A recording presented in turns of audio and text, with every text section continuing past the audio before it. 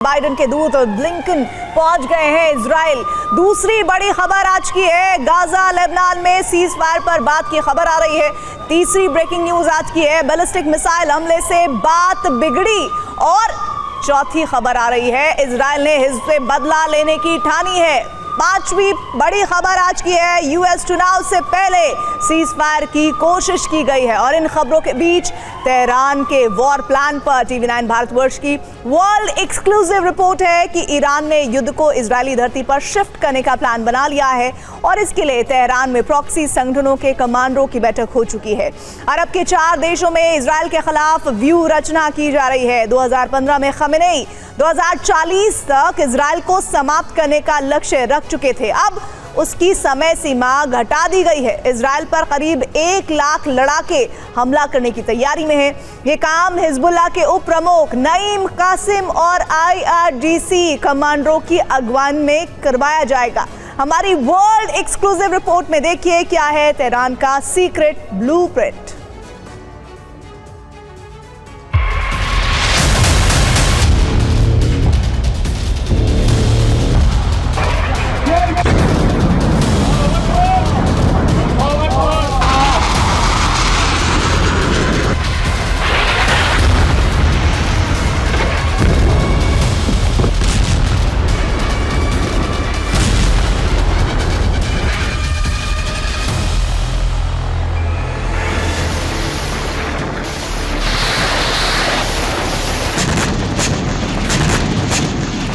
पहले ईरान पर इजराइल के हमले का प्लान लीक हुआ, जिसके मुताबिक इजरायली वायुसेना ईरान पर हमले की तैयारी कर चुकी है।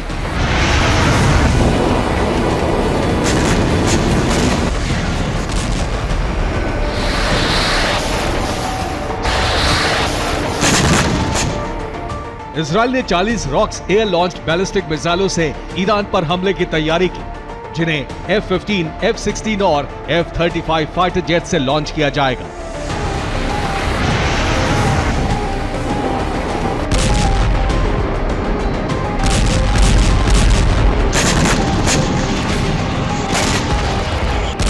लेकिन अब तेहरान का इजराइल पर हमले का प्लान भी लीक हो चुका है। टीवी 9 ग्लोबल एक्सक्लूसिव रिपोर्ट में ईरान का इजराइल पर हमले का प्लान हम दुनिया के सामने लाने वाले हैं।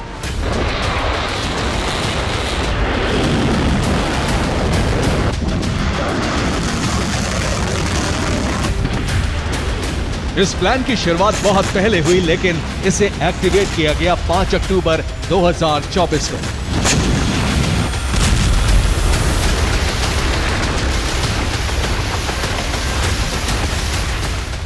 पांच अक्टूबर को लेबनान में बैरूत से एक निजी चार्टर प्लेन ने उड़ान भरी।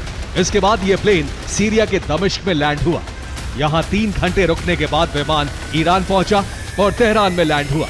इस विमान में ईरान के विदेश मंत्री अब्बास अरागची थे और उनके साथ था हिजबुल्लाह का उप महासचिव नईम कासिम। 20 अक्टूबर को पहली बार यह खबर आई कि नईम कासिम तेहरान पहुंचा है, लेकिन असल में वो 5 अक्टूबर की शाम को ही तेहरान पहुंच चुका था। ईरान को रिपोर्ट मिली थी इजराइल का अगला टारगेट नईम कासिम है। उसकी जान बचाने के साथ साथ एक विशेष ऑपरेशन के लिए उसे तेहरान लाया गया।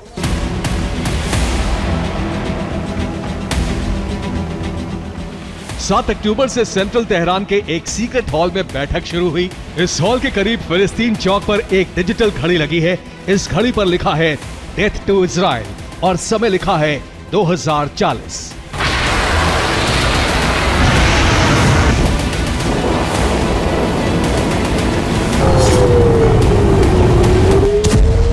साल 2015 में सुप्रीम लीडर खमेनेई ने कहा था कि 2024 तक इजराइल का अस्तित्व मिटा देंगे।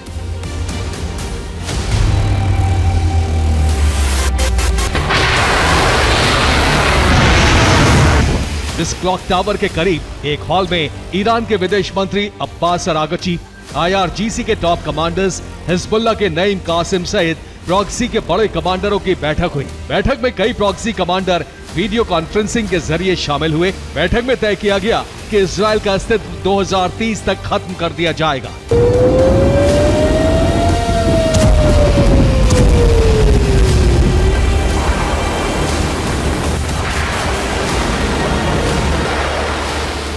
ईरान ने इस बैठक में जो ब्लूप्रिंट तैयार किया उसके मुताबिक इस प्लान में 4 देशों में चलने वाले शिया मिलिशिया गुट शामिल हैं। तीन देशों में इस वक्त महाजंग की तैयारी हो रही है।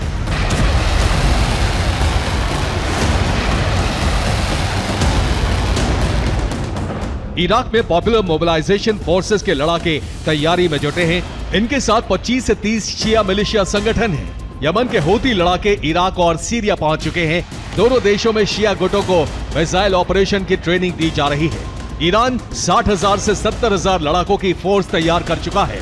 हर लड़ाके को $500 से $800 यानी 42,000 से 67,000 रुपए वेतन हर महीने दिया जा रहा है।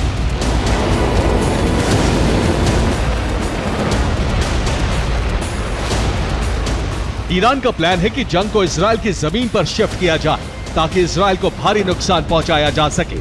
इसके लिए ईरान से लेकर इजराइल बॉर्डर तक कॉरिडोर तैयार हो चुका है और लड़ाकों के मूवमेंट की तैयारी कर ली गई है।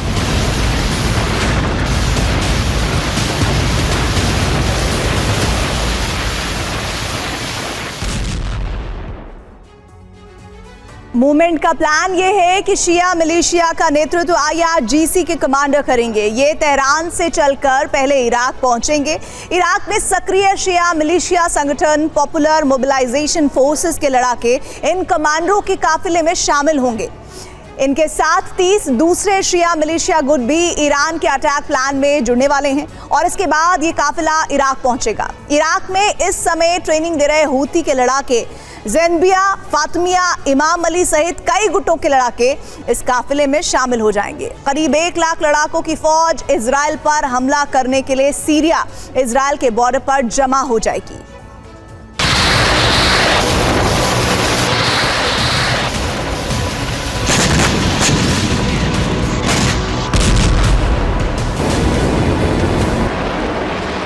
ईरान इजराइल पर उसी तरह के हमले की प्लानिंग कर चुका है जिस तरह गाजा में हमले किए जा रहे हैं।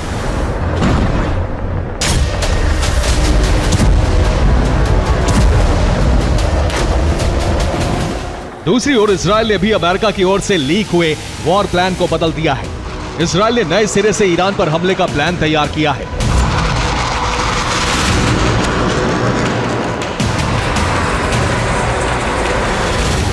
इजराइल की चैनल 13 की रिपोर्ट है कि ईरान पर बहुत जल्द हमले होने वाले हैं। इजरायली राजनीतिक और सुरक्षा कैबिनेट के सदस्यों को इसकी जानकारी दे दी गई है। ईरान पर हमलों की तैयारी तेजी से हो रही है। इजराइल में थार्ड एयर डिफेंस सिस्टम की तैनाती पूरी हो चुकी है। कैबिनेट के सदस्यों को भी अटैक प्लान की जानकारी नहीं दी गई है।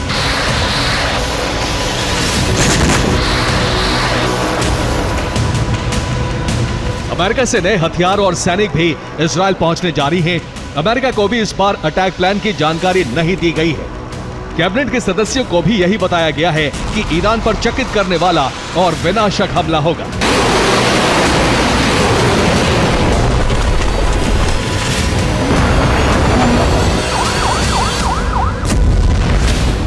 इजरायली वायुसेना को टारगेट लिस्ट दे दी गई है। उनके निशाने पर ऑयल रिफाइनरी, गैस रिज, सैन्य ठिकाने, बड़े अफसरों और नेताओं के घर, न्यूक्लियर ठिकाने हो सकते हैं। इजरायली वायुसेना के विमान ईरान की सीमा से पहले ही टारगेट पर long range precision guided missile हमले करके लौट जाएंगे। इन हमलों से ईरान में बड़ा विनाश हो सकता है।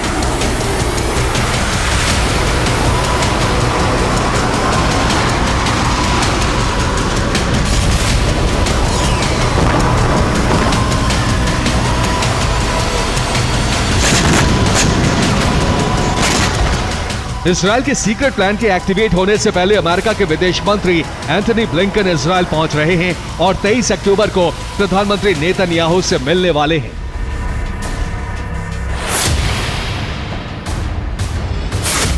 इजराइल की सुरक्षा कैबिनेट बैठक के बाद ईरान ने अमेरिका को भी चेतावनी जारी कर दी है। ईरान ने कहा है कि अगर इजराइल के हमले हुए तो अमेरिका इसका जिम्मेदार होगा, क्योंकि बाइडेन ने संकेत दिए हैं कि वो इजराइल के प्लान से वाकिफ थे।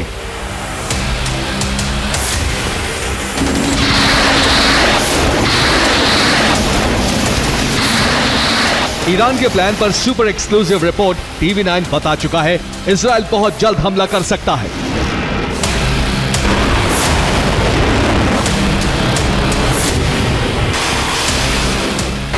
पहला हमला चाहे जिधर से हो, इससे अरब में महासंग्राम छिड़ना तय है।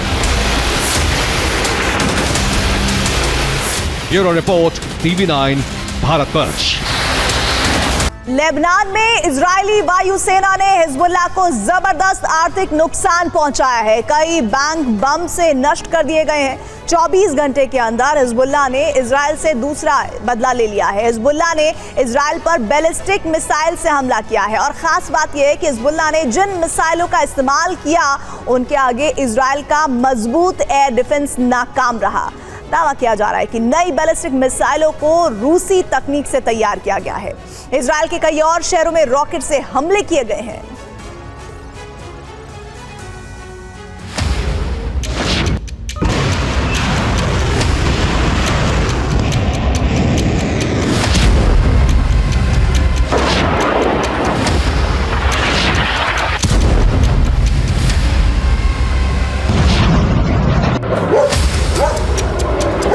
हिजबुल्लाह की मिसाइलों की ताकत देखकर इजराइल हैरान है।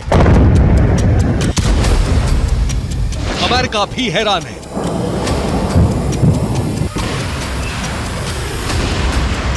ऐसा चूक प्रहार, इतनी दूर तक हमला, एयर डिफेंस को नाकाम बनाने की शक्ति।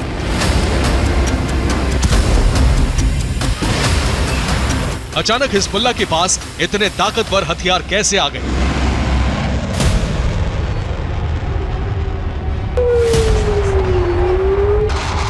लेबनान में इजरायली फाइटर जेट ने हिज्ब के बैंक और दूसरे ठिकानों को नष्ट किया।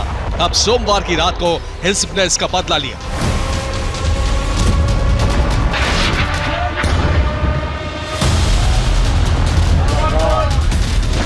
तेल अवीव से मिसाइल का जोरदार धमाका हुआ। मिसाइल हमले के दौरान अलर्ट का सायरन नहीं बजा। बेन गुरियन हवाई अड्डे तक हिज्ब का ड्रोन पहुंचा। तेल अवीव के तटीय इलाके में 2 बार धमाके हुए।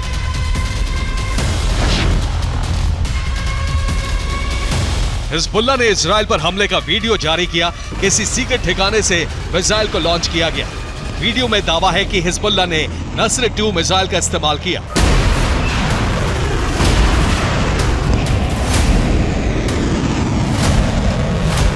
लेबनान की एक और वीडियो ने इजराइल की फिक्र बढ़ा दी है।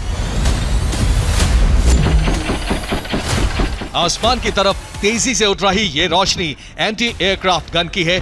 अब तक इजराइल के फाइटर जेट बेखौफ होकर बैरूत पर बम बरसा रहे थे।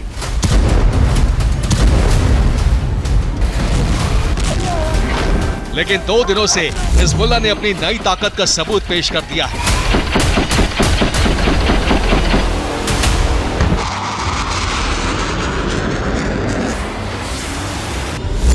रिपोर्ट के मुताबिक लेबनान में ताकतवर एंटी एयरक्राफ्ट गन पहुंच चुकी हैं। एक दिन पहले इजराइल के हर्मीज 900 ड्रोन को गिराया गया। अब एंटी एयरक्राफ्ट गन से फाइटर जेट पर फायरिंग की गई।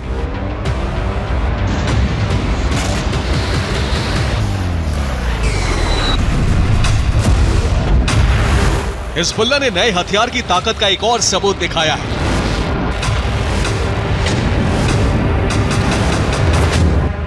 किसी जगह से anti tank guided missile fire होती है और उसके बाद नजर आता है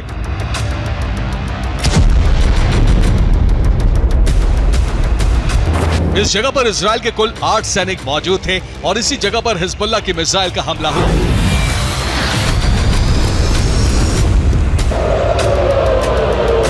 सिर्फ हिजबुल्लाह ही नहीं बल्कि सीरिया के इस्लामिक रेजिस्टेंस ने इजराइल पर हमला किया।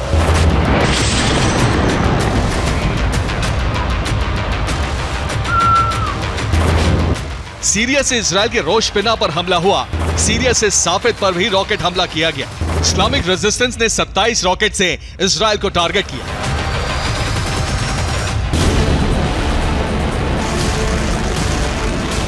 रिपोर्ट के मुताबिक नस्र 2 के साथ हिजबुल्लाह ने हमले के लिए अल्मस गाइडेड मिसाइल का भी इस्तेमाल किया।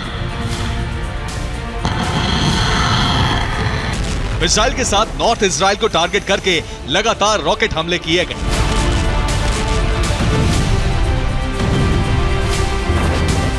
इजराइल के हाइफा पर 10 रॉकेट हमले हुए। क्रायोत इलाके में रॉकेट इंटरसेप्ट किए गए। गैलिली और कार्मेल पर भी रॉकेट से हमले हुए। हिजबुल्लाह की long range rocket West Bank तक पहुंचने में कामयाब रहे। वेस्ट बैंक के रामल्ला में भी रॉकेट से धमाका हुआ।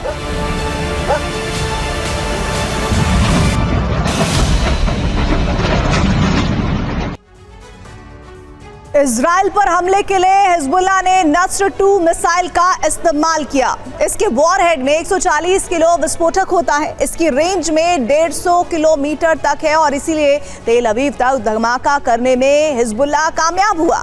खास बात है कि नस्र 2 एयर डिफेंस को चकमा दे सकता है। नस्र 2 जैमिंग सिस्टम को भी नाकाम कर देता है। दावा है कि इसे इस्लामिक रेजिस्टेंस के इंजीनियर्स ने बनाया है।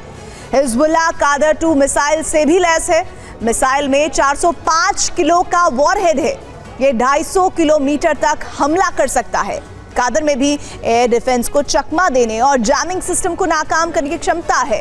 दावा है कि इसे भी इस्लामिक रेजिस्टेंस ने ही बनाया है। हिजबुल्लाह ने अलमास मिसाइल से भी हमला किया। ये एंटी टैंक मिसाइल है। इसकी रेंज 10 किलोमीटर तक है। ये इजरायली स्पाइक मिसाइल की नकल मानी जाती है।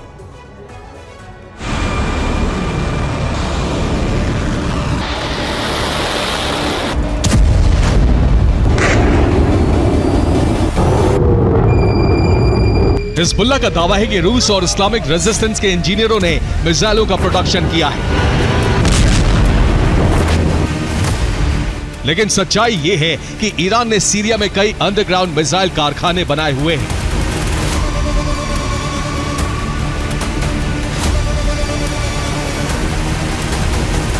पिछले दिनों एक सीक्रेट ऑपरेशन के दौरान इजराइल के कमांडो सीरिया के एक ऐसे ही ठिकाने तक पहुंचे थे।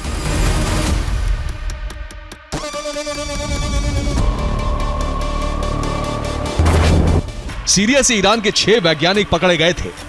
इजरायली सेना ने मिसाइल फैक्ट्री को नष्ट किया था। सीरिया में केमिकल हथियार भी बनाए जा रहे थे।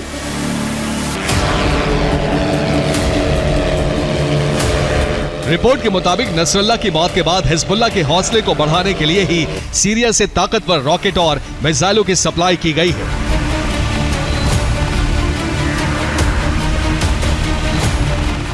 इजराइल के लिए चिंता की बात है कि लेबनान से हमलों के दौरान एयर डिफेंस का अलर्ट सिस्टम नाकाम हो गया।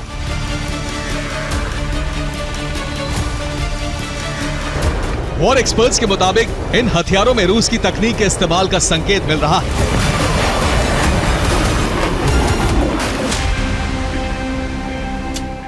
रूस में अमेरिकी एयर डिफेंस पर रिसर्च की गई है।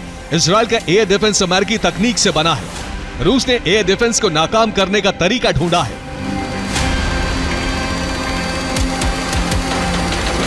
यूक्रेन में कई देशों के एयर डिफेंस की तैनाती है। रूस ने इस युद्ध के दौरान अमेरिकी हथियारों और एयर डिफेंस को लेकर कई तरह का शोध किया है। अब माना जा रहा है कि रूस की मदद से ही सीरिया में ऐसी मिसाइलें डेवलप हुई हैं जो इजरायली एयर डिफेंस को नाकाम कर रही हैं।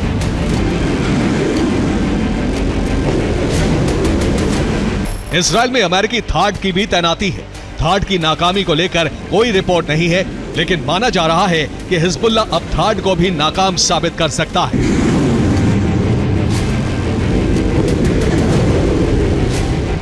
हिजबुल्लाह के हमलों के बाद पेंटागन में बैठक हुई है। इजरायल की सुरक्षा बढ़ाने पर नई रणनीति तैयार हुई है। इजरायल के एयर डिफेंस की समीक्षा भी की गई है। ग्राउंड ऑपरेशन के दौरान होने वाले हमलों में इजरायली सेना के हथियार भी हिजबुल्लाह लड़ाकों के हाथ लगे। माना जा रहा है कि इजरायली हथियारों से इजरायल पर ही प्रहार हो रहा है,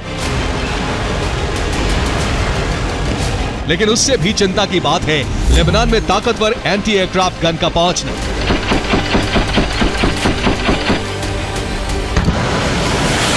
अब अमेरिका ने इजरायली वायुसेना को भी सावधानी बरतने की सलाह दी है।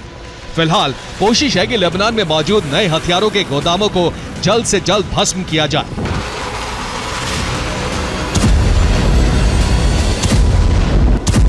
सीरिया लेबनान सीमा पर इजरायल ने निगरानी बढ़ा दी है ताकि और हथियार लेबनान ना पहुंच सके।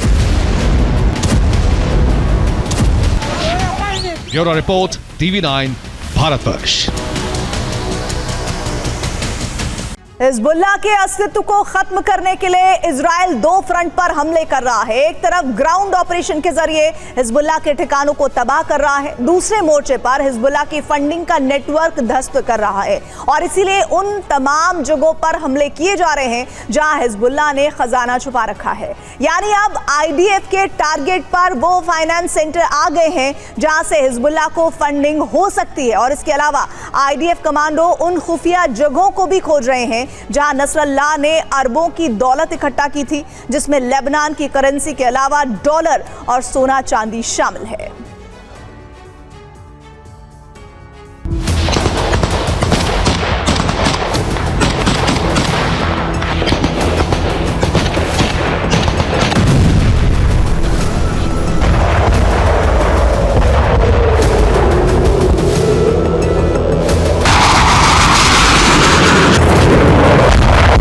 लेबनान में भीषण बमबारी जारी है।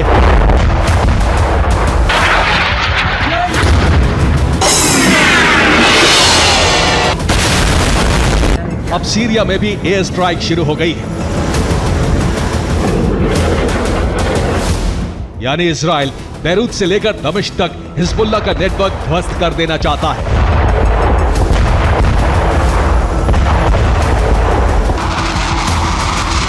जिससे हिजबुल्लाह फिर से सिर न उठा पाए, इसलिए हिजबुल्लाह पर टारगेटेड अटैक किए जा रहे हैं।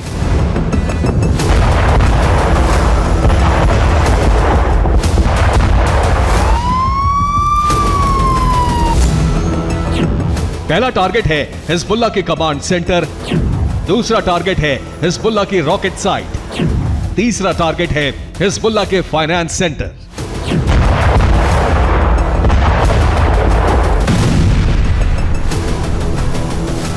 पिछले 48 घंटे में इजराइल ने इतने विध्वंसक हमले किए हैं जिससे भारी तबाही हुई। खास तौर से फाइनेंस सेंटर और बैंक को निशाना बनाया गया और इसके अलावा दक्षिणी लेबनान में आईडीएफ सैनिक घुस चुके हैं।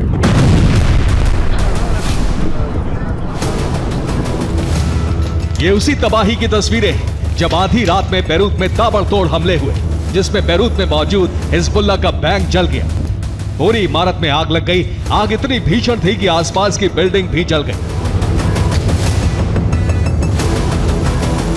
रात में आग लगी, आसपास के लोग वहां से भाग गए। एक तरफ रात की तस्वीरें हैं, दूसरी तरफ दिन की तस्वीरें हैं, जिसमें साफ दिख रहा है कि फाइनेंस सेंटर जलकर पूरी तरह खाक हो गया।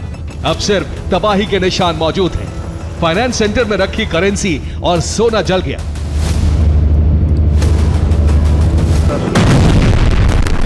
आधी रात से शुरू हुई एयर स्ट्राइक दिन के उजाले में भी जारी रही।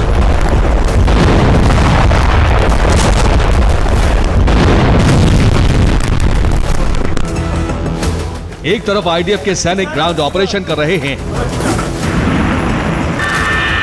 दूसरी तरफ इजराइल के जेट बंकर बस्टर बम गिराकर कमांड सेंटर को उड़ा रहे हैं।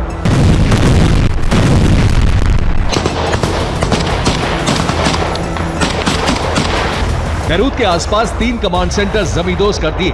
उनमें आग लग गई। कई फीट ऊंचा धुआं दूर से ही दिख रहा था।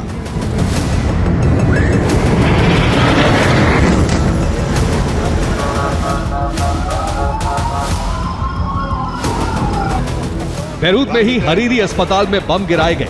ये उसी की तस्वीरें हैं। रफीक हरीरी एक मेडिकल यूनिवर्सिटी है जिसके कैंपस में हॉस्पिटल है। आईडीएफ को अंदेशा था कि अस्पताल में हिजबुल्लाह के लड़ाके छुपे हैं, इसीलिए वहां तबाही मचाई गई। बताया जा रहा है कि नसरल्लाह अस्पताल को फाइनेंस सेंटर के तौर पर भी इस्तेमाल करता था। फंडिंग का पैसा यही रखा जाता था।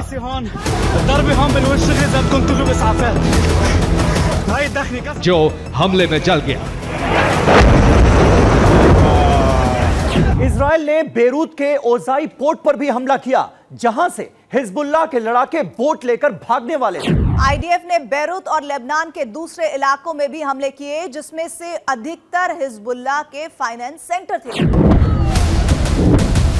हिजबुल्लाह का अस्तित्व खत्म करने के लिए इजराइल ने बड़ा ऑपरेशन शुरू कर दिया है, जिसमें लेबनान और सीरिया का नेटवर्क तोड़ा जा रहा है। पहले रसद और हथियार का रूट ब्रेक किया गया। अब फंडिंग नेटवर्क खत्म करके हिजबुल्लाह को पूरी तरह खाक में मिलाने की तैयारी है। यही वजह है कि इजराइल ने सीरिया में भीषण हमले शुरू कर दिए हैं। अब सीरिया में उन तमाम इलाकों में तबाही मची हुई है जहां से हिजबुल्लाह को फंडिंग होती रही है।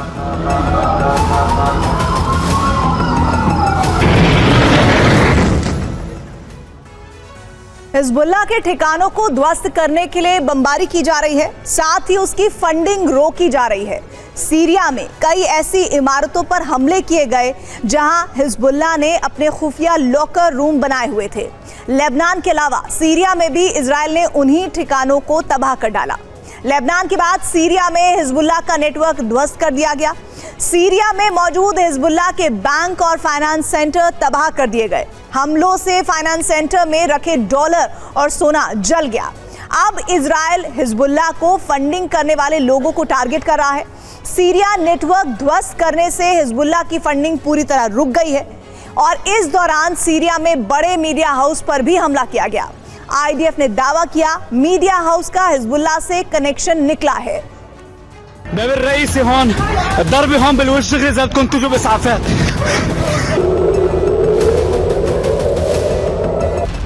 हिजबुल्लाह का अस्तित्व समाप्त करने के लिए इजराइल का सीरिया में वज्रपात जारी है।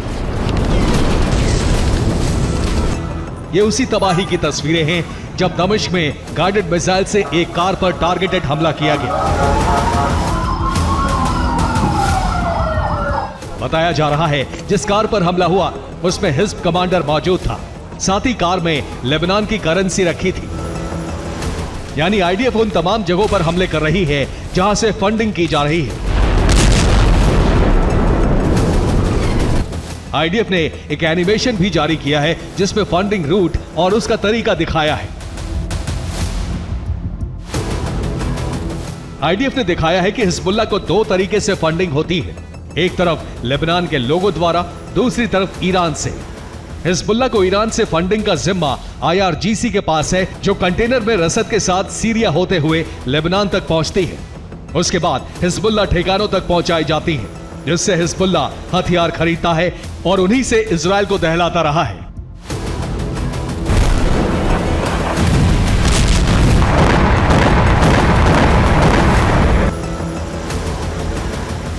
इसके अलावा आईडीएफ ने बैरूत में एक अस्पताल का एनिमेशन जारी किया है। उसमें दिखाया है कैसे हिजबुल्लाह अस्पताल में करेंसी और सोना चांदी जमा करके रखता था, जिसका इस्तेमाल नसरल्लाह अपने लिए करता था। बैरूत में पड़ने वाले इस अस्पताल का नाम अल सालेह हॉस्पिटल है, जिस पर हमला करके आईडीएफ को करीब 4200 करोड़ का खजाना मिला है। एनिमेशन में दिखाया गया है कि अल सालेह अस्पताल में एक बंकर बनाया गया था जिसमें जाने के दो रास्ते थे, जो पास की दो इमारतों के नीचे से थे, जहां से अल सालेह अस्पताल के नीचे पहुंचा जा सकता था। वहां हिज्ब का कमांड सेंटर भी था और एक लॉकर रूम। अस्पताल पर बमबारी के बाद बंकर ढूंढ निकाला गया, जिसमें करोड़ों का खजाना आईडीएफ ने बरामद कर लिया। यह इतना खुफिया तहखाना था जिसकी जानकारी सिर्फ नसरल्लाह और उसके करीबियों को थी। लेकिन अब आईडीएफ ने इसे ढूंढकर हिजबुल्लाह की फंडिंग का राज खोज लिया है। दावा किया जा रहा है ऐसे कई और ठिकाने हैं जो सीरिया, इराक में भी मौजूद हैं। अब इजराइल वहां बड़ा ऑपरेशन चलाकर हिजबुल्लाह के फंडिंग नेटवर्क को तहस नहस कर देना चाहता है। Bureau report, TV9, Bharatvarsh. Israel कई साल से हमास से जंग लड़ रहा है, लेकिन अब बेंजामिन नेतन्याहू ने इस जंग को हमेशा हमेशा के लिए खत्म करने की तैयारी कर ली है। दरअसल इजराइल ने संपूर्ण गाजा पर कब्जे का प्लान तैयार किया है, जिसके पहले चरण में उसने उत्तरी गाजा पर बमबारी शुरू कर दी। यहां जबालिया और इसके आसपास के इलाकों से पलायन शुरू हो चुका है। इजराइल की कोशिश गाजा की आबादी को एक छोटे से हिस्से में समेटने की है, ताकि बाकी इलाकों पर कब्जा कर यहां नई इजरायली बस्तियां बसाई जा सके। उत्तरी गाजा इजराइल की बमबारी से दहल रहा है। हर रोज कई किलो बारूद गाजा की धरती पर तबाही मचा रहा है।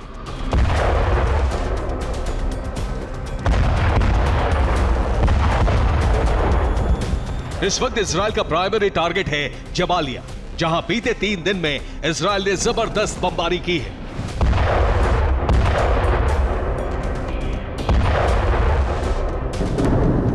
एक तरफ इजराइल की ग्राउंड फोर्स यहां तबाही मचा रही है, तो वहीं आईडीएफ के फाइटर जेट टारगेटेड स्ट्राइक में इमारतों पर बम गिरा रहे हैं।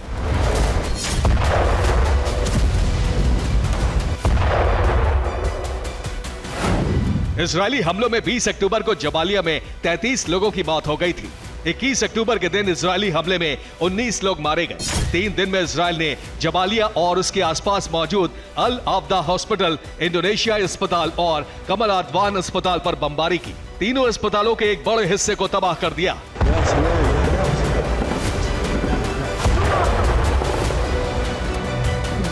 सिर्फ इतना ही नहीं, इजरायली सेना ने जबालिया को खाली करने का आदेश दिया है, जिसके बाद जबालिया से बड़े पैमाने पर पलायन शुरू हो गया है।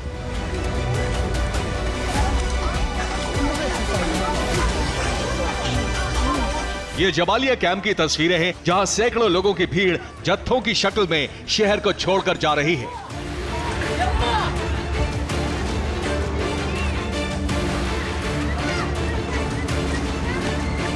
दरअसल इजराइल का दावा है कि हमास ने जबालिया में बनी सुरंगों में बंधकों को छिपाया हुआ है। वहीं इस इलाके में अल कसाम ब्रिगेड के लड़ाके बड़ी संख्या में सक्रिय हैं।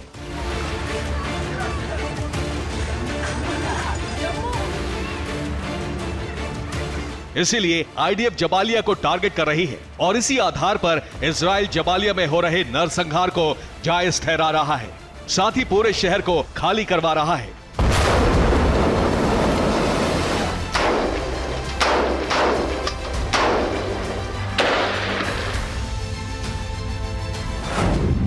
जबालिया से लोगों को दक्षिणी गाजा में मौजूद अल मवासी भेजा जा रहा है। सलाह एल दीन रोड से ह्यूमैनिटेरियन कॉरिडोर बनाया गया है। इजराइल का दावा है कि आने वाले दिन जबालिया के लिए बेहद बारूदी हो सकते हैं, इसीलिए लोग इस जगह को छोड़कर चले जाएं।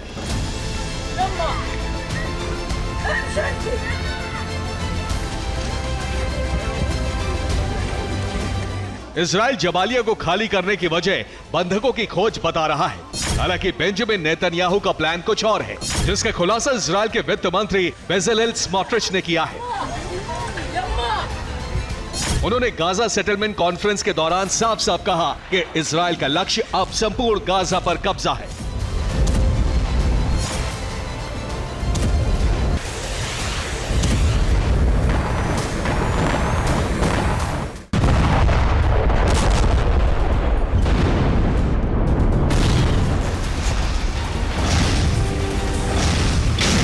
दरअसल माना जा रहा है कि इजराइल संपूर्ण गाजा पर कब्जे के मिशन को तेज कर चुका है। दक्षिण गाजा की ज्यादातर आबादी अल मवासी भेजी जा चुकी है। आने वाले दिनों में इजराइल उत्तरी गाजा को भी पूरी तरह खाली करा सकता है, जिसकी गवाही नॉर्थ गाजा में इजराइल के हमले देते हैं।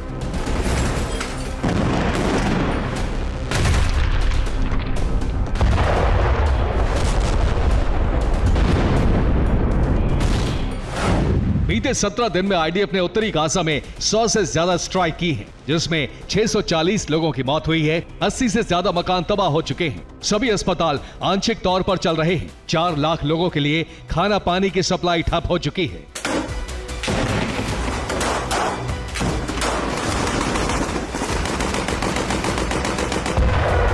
उधर इजराइल ने गाजा की बची हुई अर्थव्यवस्था को पूरी तरह ठप करने की तैयारी कर ली है, जिसके लिए बेंजामिन नेतन्याहू ने उसके बैंकिंग सिस्टम को डिरेल करने का फैसला कर लिया है।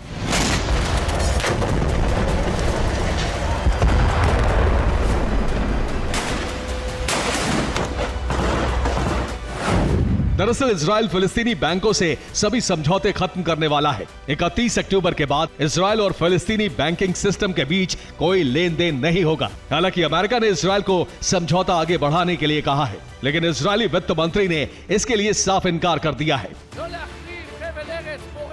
अगर ऐसा होता है तो सिर्फ गाजा ही नहीं बल्कि वेस्ट बैंक की अर्थव्यवस्था भी खत्म हो जाएगी।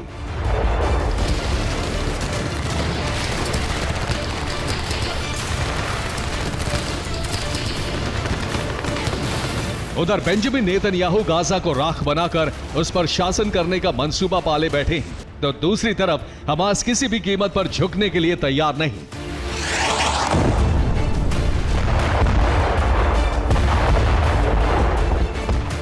हमास लड़ाकों ने उत्तरी गाजा में मोर्चा संभाल लिया है और इजरायली ग्राउंड फोर्स पर गोरिल्ला हमले कर रहा है। हमास लड़ाके घात लगाकर ग्राउंड फोर्स पर हमले कर रहे हैं।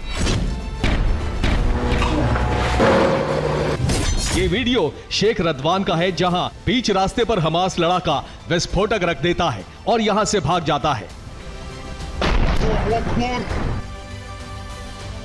जिसके कुछ देर बाद यहां जबरदस्त धमाका होता है, जिसमें इजराइल सेना का आर्मर्ड पर्सनल कैरियर तबाह हो जाता है। दावा है कि इसमें 12 इजरायली सैनिक मौजूद थे, जिनकी मौके पर ही मौत हो गई।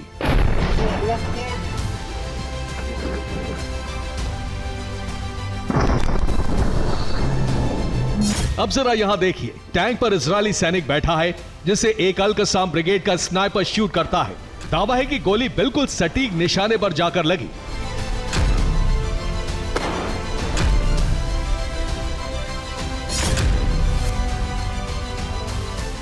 साफ है, हमास तय कर चुका है कि अब वो इजराइल को गाजा की 1 इंच जमीन नहीं देने वाला है, फिर चाहे उसे सैकड़ों कुर्बानियां क्यों न देनी पड़े।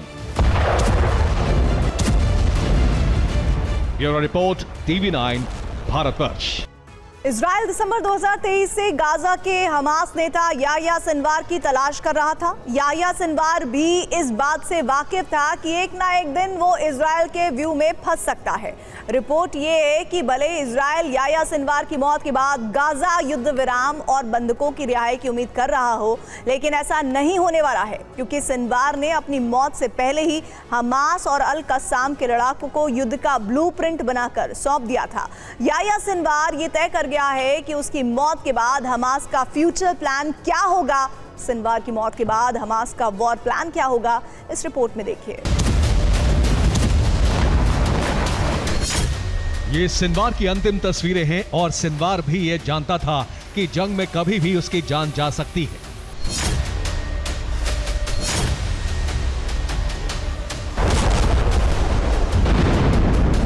सोलह अक्टूबर को यही हुआ। गाजा के तेल अल सुल्तान में सिनवार इजरायली सेना के हमले में मारा गया। 16 अक्टूबर को गाजा के तेल अल सुल्तान में इस्लामिक ब्रिगेड गश्त लगा रही थी, तभी एक इमारत में छिपे हमास लड़ाकों से इजरायली सेना की मुठभेड़ हो गई। इजरायली टैंकों ने उस इमारत पर गोले दागे जिसमें हमास के लड़ाके छिपे थे। इस हमले में इमारत का बड़ा हिस्सा उड़ गया। 17 अक्टूबर गुरुवार की सुबह डीएनए टेस्ट में यह साबित हो गया कि इस हमले में याह्या सिनवार मारा गया।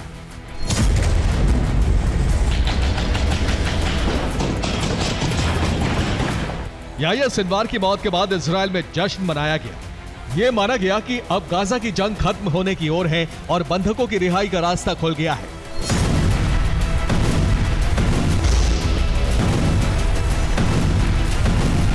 लेकिन हकीकत यह है कि इजराइल की गाजा जंग अब पहले से ज्यादा भीषण होने वाली है।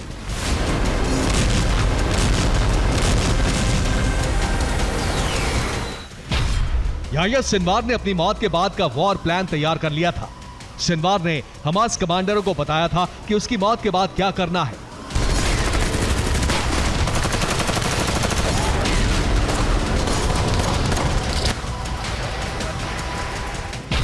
सिनवार की मौत के बाद हमास उसी प्लान पर काम कर रहा है।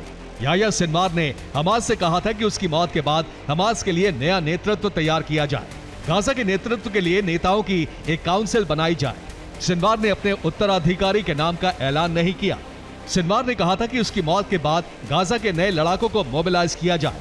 सिनवार ने यह भी कहा था कि इजराइल से युद्ध विराम की वार्ता ना की जाए। इजरायली सेना पर गुरिल्ला हमले जारी रहने चाहिए।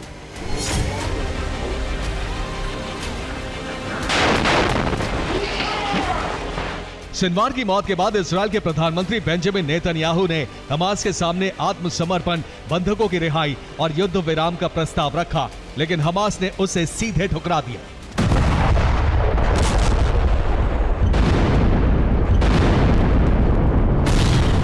याह्या सिनवार ने हमास को इसके बारे में भी ब्लूप्रिंट तैयार करके दिया था। सिनवार ने कहा था कि सौदेबाजी के मामले में हमास मजबूत स्थिति में है। एक एक बंधक के बदले अपनी शर्तें मनवाई जा सकती हैं। बंधकों की रिहाई के बाद भी इजराइल की जंग नहीं रुकने वाली, इसीलिए बंधकों को रिहा नहीं किया जाना चाहिए।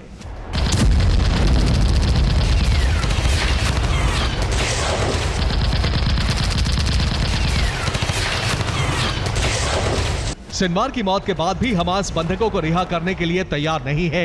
हालांकि अभी तक ये तय नहीं हो पाया है कि हमास में सिनवार का उत्तराधिकारी कौन होगा।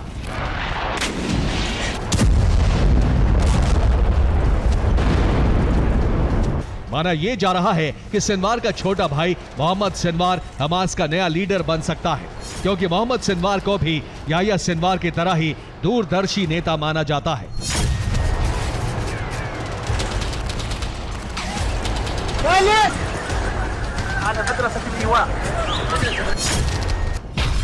याह्या सिनवार के बाद गाजा में सबसे सीनियर सक्रिय नेता मोहम्मद सिनवार है।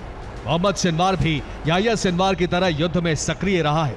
2006 में इजरायली सैनिक गिलाद शालित के अपहरण की साजिश मोहम्मद सिनवार ने ही रची थी। इस एक सैनिक के बदले इजरायल को 1000 से ज्यादा फिलिस्तीनियों को रिहा करना पड़ा था।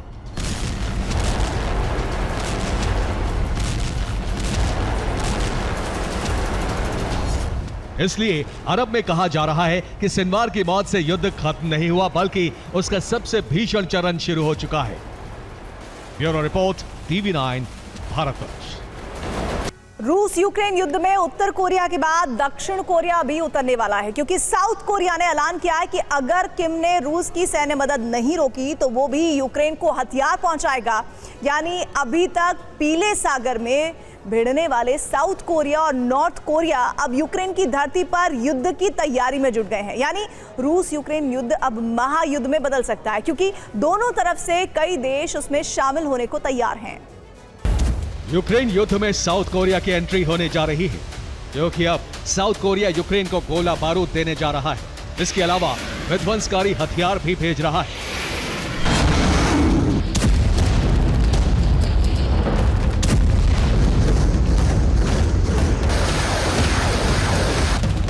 माना जा रहा है कि जिस तरह किम जोंग उन ने हथियार और सैनिक भेजकर रूस की मदद की है, उसी तरह दक्षिण कोरिया भी यूक्रेन की सैन्य सहायता करने में जुट गया है।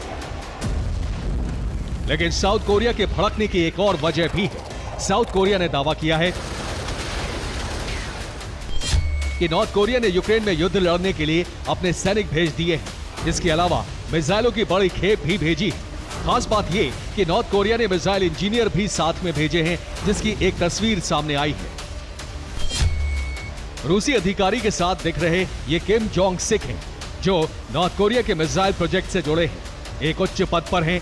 ये तस्वीर डोनेट्स्क की है, जहां नॉर्थ कोरिया ने अपनी मिसाइल KN-23 भेजी है, जिसकी क्षमता जांचने के लिए किम जोंग सिक वहां पहुंचे थे।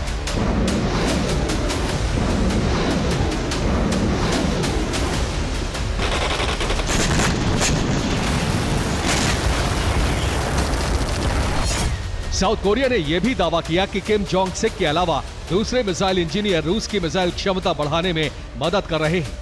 किम जोंग सिक किम जोंग उन के करीबी हैं और कई बड़े मौकों पर किम के साथ देखे गए हैं।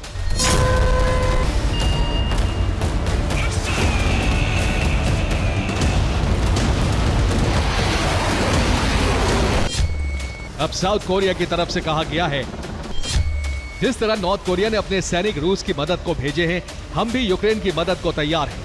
हम शुरुआत में 155 mm के आर्टिलरी शेल भेज रहे हैं।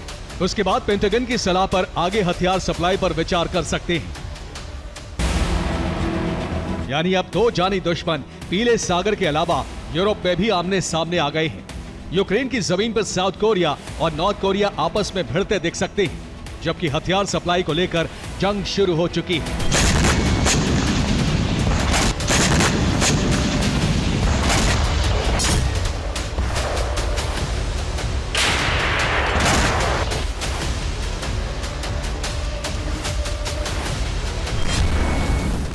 ये इस बात का सीधा इशारा है कि रूस यूक्रेन की जंग अब दो ग्रुप में बदलती जा रही है।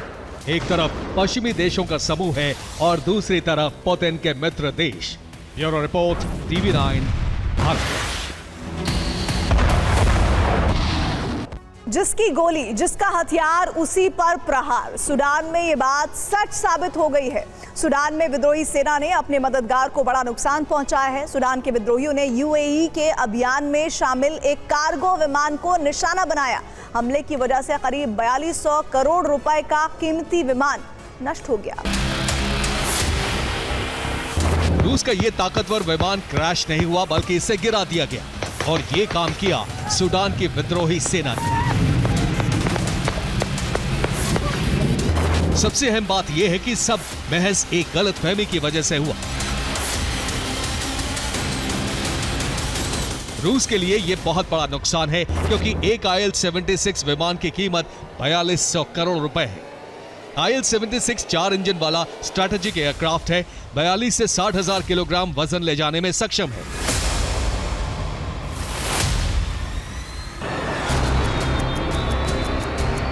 रूस के इस विमान का इस्तेमाल फिलहाल यूएई की तरफ से किया जा रहा था। विमान के पायलट और तमाम क्रू सदस्य रूस के थे। सूडान की सेना अक्सर कुछ विमानों का इस्तेमाल विद्रोही सेना पर बमबारी के लिए करती है। यही वजह है कि विद्रोही RSF फोर्स हर विमान को शक की नजर से देखती है। रिपोर्ट के मुताबिक रूस के विमान को भी गलतफहमी में गिराया गया। रात के वक्त RSF के जवान कार्गो विमान और बॉम्बर के बीच फर्क नहीं कर सके और हमला कर दिया गया, लेकिन बाद में खुलासा हुआ कि यह भारी चूक थी। सूडान की सेना के खिलाफ युद्ध लड़ रहे सूडान की paramilitary force rapid support forces ने विमान पर हमला किया था। रिपोर्ट के मुताबिक यूएई की तरफ से विमान सूडान भेजा गया था। विमान IL-76 में रूस और किर्गिस्तान के क्रू सदस्य थे। यूएई सूडान में एयरलिफ्ट का अभियान चला रहा है। RSF की तरफ से यह भारी चूक इसलिए है क्योंकि यूएई RSF का समर्थक है। सूडान सरकार का दावा है कि यूएई सूडान की paramilitary force rapid support forces को हथियार, मिसाइल और गोला बारूद की सप्लाई कर रहा है।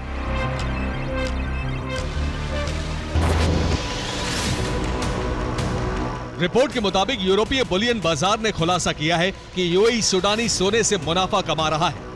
सूडान ने पहले भी आरोप लगाया है कि यूएई जंग के बीच सूडानी सोने की अवैध स्मगलिंग कर रहा है।